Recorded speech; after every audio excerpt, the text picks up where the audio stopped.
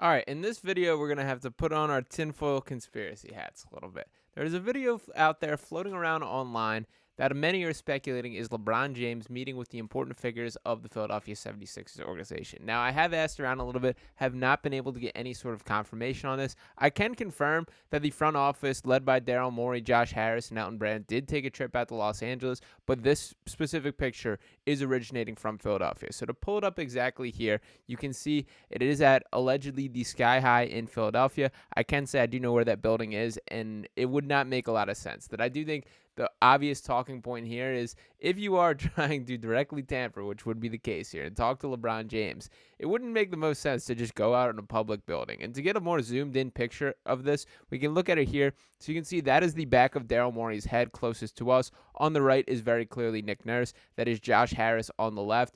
And then that is the mystery man front and center. Is that LeBron James or is that Elton Brand is essentially the conversation here. Now, coincidentally, both men tend to be about the same size. And LeBron, for what it's worth, to pull up a picture of him, here he is complimenting Tyrese Maxey, saying that he is proud of him at the All-Star game this year. You can see a bit of his figure, and to flash it back to this, it does look similar. And that is also like a LeBron James mannerism that you do see him often kind of standing like that, holding his face. That does tend to be the way that he does look. So it isn't out of the picture for this to be LeBron James. It just would be quite surprising given the circumstances. Now, I do know in pretty good faith that these Sixers have denied this, that they're saying that's just Elton Brand in the picture, and that very well might be the case. For what it's worth, in that exact building, they could have very easily gone down to the Four Seasons or a room down there, which multiple Sixers execs do own property within that building there. So it'd make a ton more sense to do this behind closed doors. But who knows? These Sixers have made plenty of mistakes and been pretty dumb before. So maybe this is just LeBron James here. I do hope that is the case. And I did want to talk a little bit about the LeBron James stuff. I feel like we've approached this mostly from the Bronny James angle. And for what it's worth, that's still very much in play. I do think it's important to bring up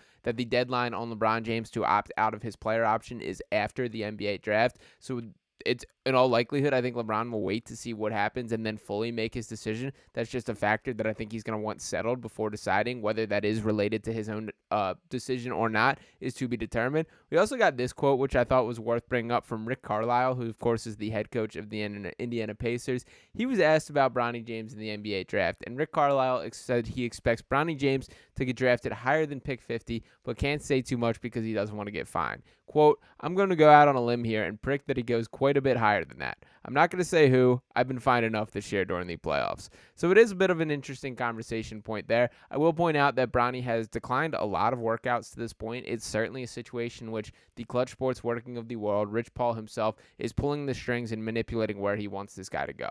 And I don't want to come off as the anti-Bronny James guy. To be perfectly honest, I am intrigued by his game, and I do think a couple years down the line, we could be talking about this dude as a rotational NBA player. But that is not the Bronny James that we have in front of us. This is the guy that played 6 most minutes per game on a USC team that went below 500 and did not make the tournament and underperformed by a comfortable margin. And if you want to look at first-round NBA talent, you can look right on that roster and see Isaiah Collier, who will hear his name called in the lottery and deserves to. That was not what Bronny James looked like on the court this year. And again, in fairness to the kid, he had a brutal path to get there, that he had that heart issue leading into the season, did not get to participate in preseason. I do think there's very much a world where if Bronny James went back to college for another year, we're talking about him in an entirely different tune, and he is a real deal NBA prospect. But of course, we know the time limit on how long LeBron intends on playing. We know a lot of the other circumstances, and I think Clutch is looking at this as an opportunity to get him into a long-term home without as much competition as could possibly be the case. But the bottom line is I do think this is an overlying factor. But I did want to approach the LeBron conversation from a bit of a different angle in this one. And it's a simple question that I have. If you're LeBron James, if you're still this player that is averaging 25.7 points per game, 7.3 rebounds, 8.3 assists, 1.3 steals, shot 54% from the field, 41% from beyond the three-point arc, shot 45.7% on corner threes, still 6'9", about to turn 30, why do you want to go back to the Lakers? You are still playing at such a high level, and you got to kind of look yourself in the mirror, figure out your priorities, and understand what you want for the rest of your career. And that's really my main question here is what is there on Los Angeles? To dive into kind of their cap situation and who remains on roster, we're talking about LeBron James, who again has that player option there. There's Anthony Davis making $43 million, Rui Hachimura making 17, Austin Reeves making just under 13, Gabe Vincent with 11, D'Angelo Russell has a player option, Jared Vanderbilt, Gabe Vincent, Jalen Hood-Schifino, Christian Wood, Jackson Hayes, Cam Reddish, Max Lewis. Those are all good players. Those are all guys that are intriguing, that all bring interesting qualities there.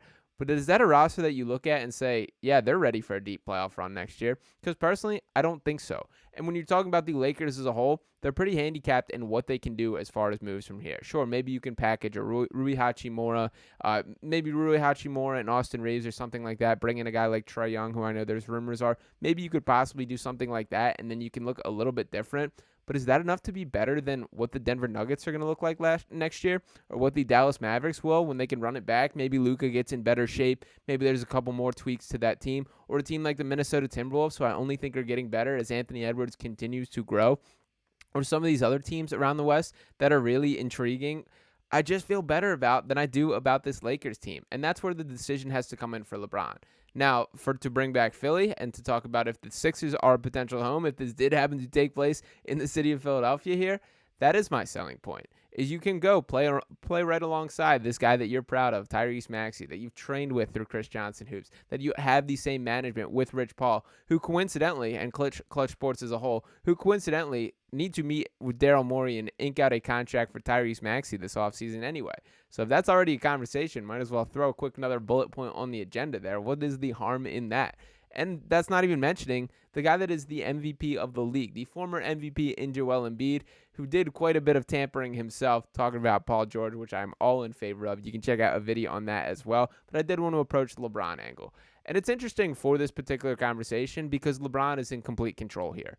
Paul George, in a similar extent, can be a free agent and is kind of doing the dance with Los Angeles. He's either leveraging for a contract there or looking for the max money, which these Sixers could possibly provide. For LeBron, he has that player option. He's set in stone. He very easily could just accept it, and for what it's worth, that is a number that will come in at $51.4 million. So that is a pretty strong price point that I think he'd be comfortable with. I have seen the reports from Brian Windhurst that tend to indicate he's trending towards opting out and renegotiating a long-term deal. I also understand the logic behind that he is 40 years old and maybe wants whatever the finality of his career to get that fully locked in stone there. Or maybe that is a ploy to get to the free agent market and play. If you do want to play with your son, you can fully dictate that whoever does sign Bronny James or draft him when that point comes around. And I'm not saying it's absolutely going to be the Lakers. I know that he's worked out with the Lakers. I know there's these talks. I did see this tweet here, which cracked me up quite a bit here. There's a video of Bronny James working out for the Lakers, and this guy quote tweeting it saying, me like 5 years ago interviewing with my dad's CPA firm with a 2.6 accounting GPA. That is a little bit like it feels like. That there is, the foot in the door from a little nepotism angle there and a guy that just isn't quite qualified. And again, I don't want to be the anti-Bronny James guy because I do think a couple years down the line he has a chance to be a rotation player. And again, he's always going to be looked at, I don't want to say as a failure, but as to not living up to expectations because he literally has the largest shoes he could possibly be asked to fill in LeBron James. You're talking about your father being, by everyone's definition, one of the top 2 best basketball players of all time. And Bronny James, while I think he could be an NBA talent, I think he's going to be way closer to like the Kentavious Caldwell-Pope type players or a Davion Mitchell, a guy who's like a rotational bench player is kind of what I see Bronny fitting in as. That is unfortunate. The shoes that he has to fill and the expectation he's going to be held for, but that doesn't mean he's going to be a bad NBA player. It's just not there right now. In any of these situations, I think the best route for Bronny is to get seasoned up and play a little time in the G League, where he's not going to walk in and dominate in day one by any means either, but I think it could be used for him to grow at that point before he's ready for the NBA. He's still just 19, got plenty of time to get better, and I do think he will. But for LeBron James, you don't have the mercy of this time. That your career is on the opposite end of the spectrum. And I don't want to get lost once again with how good LeBron James is. There's so much said about at his age, him still doing this. Let's forget the at his age. Just looking at who he is and how he's playing, still a very good basketball player. And he doesn't hold the same level of dominance that he once did, where he's going to be the best player on the floor, carrying a team to a victory on a night-by-night basis. But if you come to a spot like Philadelphia, which I certainly feel has a greater chance at a championship than the Los Angeles Lakers has currently constructed, and obviously a blank canvas of other roster moves that still need to be done here in Philadelphia, You don't have to be the guy that is going to war every single night. That there will be nights where you can toss the reins to Tyrese Maxey and he can have his nice 40-point game and lead this team to victory. There'll be the nights where Joel Embiid has it absolutely going and essentially carries the team himself. And there's still plenty of room for LeBron James to step up in the moments in which it's required. You can sit back, play point guard, run an offense for a great portion of the time, and be in attack mode when the situation dictates. So I get the case for Philadelphia. I'm still unconvinced whether this is LeBron James or not. Again, I have not been able to actually get a source to tell me anything here. I can officially confirm that there was a trip out to Los Angeles by Daryl Morey in the Sixers front office.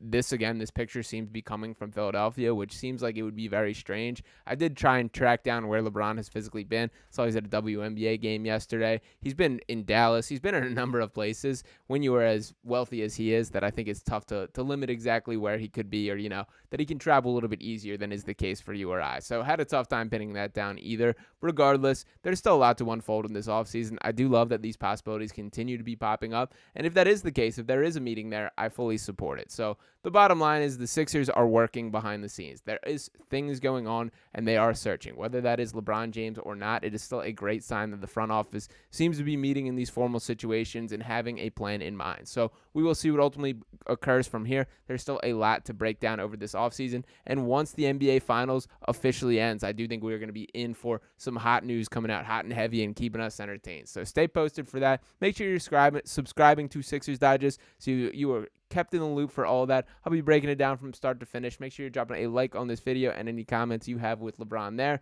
Appreciate each and every one of you guys for tuning into this video, and talk to you next time right here on Sixers Digest. Peace.